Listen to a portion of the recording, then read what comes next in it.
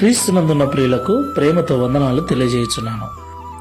ఈరోజు దేవుడు మనకు చేస్తున్న వాగ్దానం ఏమిటనగా కీర్తనల గ్రంథము 34వ కీర్తన 10వ చరణం. సింహపు పిల్లలు లేమిగలవై ఆకలి కొనును, యెహోవాను ఆశ్రయించు వారికి ఏ మేలు కొదవై ఉండదు. ఆమెన్. నా ప్రియమైన సహోదరి సహోదరులారా, అడవికంతటికి రాజైనటువంటి సింహము అది తలుచుకుంటే ఎంతటి పెద్ద జంతువునైనా చంపి తినగలదు. మరి అలాంటి మృగరాజైనటువంటి సింహపు పిల్లలు ఆకలిగా ఉంటాయా?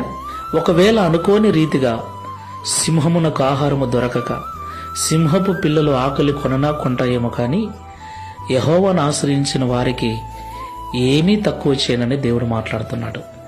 ఈ మాటలు వింటున్న ప్రియ సహోదరి సహోదరుడా, యేసుక్రీస్తు ప్రభుల వారిని మనం నమ్ముకున్నాం కదా, యేసుక్రీస్తు ప్రభుల వారి మార్గంలో నడుస్తున్నాం కదా. అయినప్పటికీ ఎన్నో కొరతలు, ఎన్నో ఇబ్బందులు, ఎన్నో రకాల సమస్యలు మనల్ని చుట్టుముట్టి ఇబ్బందిని కలిగిస్తూ ఉన్నాయంటే దాని అర్థం ఏంటి? మన భక్తిలో, మన విశ్వాసంలో ఏదో లోపం ఉందని అర్థం. మనం నమ్ముకున్న దేవుడు లోపభూయిష్ఠుడు కాదు గాని మన నమ్మకమే లోపభూయిష్టమైంది.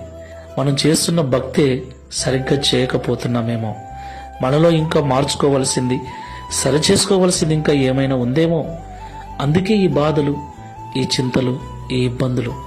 దేవదేవుణ్ణి నమ్మిన మనకెందుకండి ఈ బాధలు? ఒకవేళ వచ్చినా అవి తీరిపోవాలి కదా. ఎప్పుడు తీరిపోతాయా అని ఎదురు చూస్తున్నాం. అవి తీరిపోవట్లేదు. దానికి కారణం దేవునిలో లోపం లేదు కానీ మనలోనే.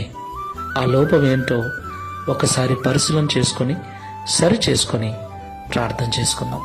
సర్వోన్నతుడా, సర్వశక్తిమంతుడా, పరిశుద్ధుడా, మీకు స్తోత్రాలు. సింహపు పిల్లలు లేమిగలవై ఆకలి కొనును, కానీ యెహోవాను ఆశ్రయించిన వారికి ఏ మేలు కొదవై ఉండదని ఈ ఉదయకాల సమయం మాతో మాట్లాడినందుకు స్తోత్రాలు. ప్రియ తండ్రి, నువ్వు సర్వశక్తి గల దేవుడవు నాయన. నిజంగా నిన్ను ఆశ్రయించిన బిడ్డలకు ఏ కొదవ ఉండకూడదు. కానీ నిన్ను నమ్మిన బిడ్డలమైన మేము కొరతలతో, ఇబ్బందులతో, బలహీనతలతో బ్రతుకుతూ ఉన్నాం. సమస్యలతో జీవిస్తూ ఉన్నాం. అవి ఎప్పుడు తీరిపోతాయా అని నేను ఎదురు చూస్తూ ఉన్నాం. వీటికి అంతటికీ కారణం మీరు కాదు కానీ మేమే. మా భక్తిలో లోపం, మా విశ్వాసంలో లోపం, మా నమ్మకంలో లోపం, మా ప్రార్థన జీవితంలోనే లోపం ఏదో ఉంది.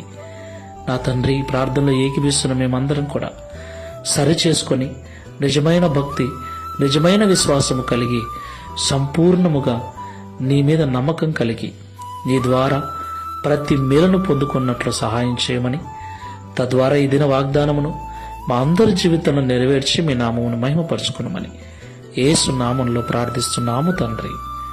Amen. Praise the lord. God bless you.